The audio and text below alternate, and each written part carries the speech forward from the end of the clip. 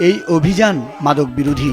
প্রশান্ত মহাসাগরের বিশাল জলরাশির উত্তাল ঢেউ মারিয়েই চলছে মাদক কারবারিদের সাথে নিরাপত্তা বাহিনীর তুমুল লড়াই।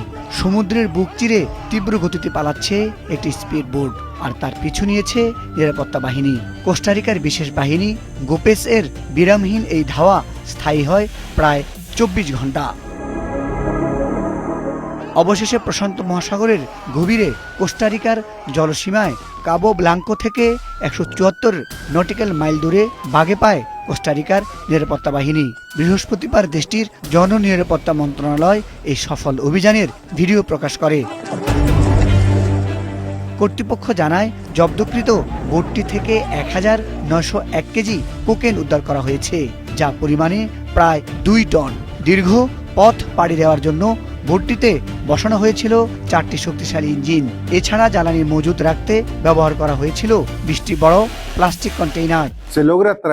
কোস্ট গার্ড এবং গোপেস ইউনিটের পেশাদারিত্বে এই বিশাল চালানটি ধরা পড়েছে। মাদক নিয়ন্ত্রণ পুলিশ সহ অন্যান্য সমন্বিত ইউনিটের প্রচেষ্টায় আমরা এই চালানটি কালডেরা বন্দরে নিয়ে আসতে সক্ষম হয়েছি। এই ঘটনায় জড়িত থাকার অভিযোগে আটক করা হয়েছে 3 কলম্বিয়ার নাগরিককে। যুক্তরাষ্ট্র ও কোস্টারিকার যৌথ নজরদারিতে ধরা পড়ে কোকেনের এই বড় চালানটি।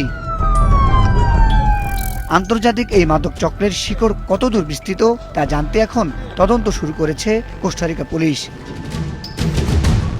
মুজাহিদ সাকিব, মাছরাঙ্গা নিউজ ডেস্ক।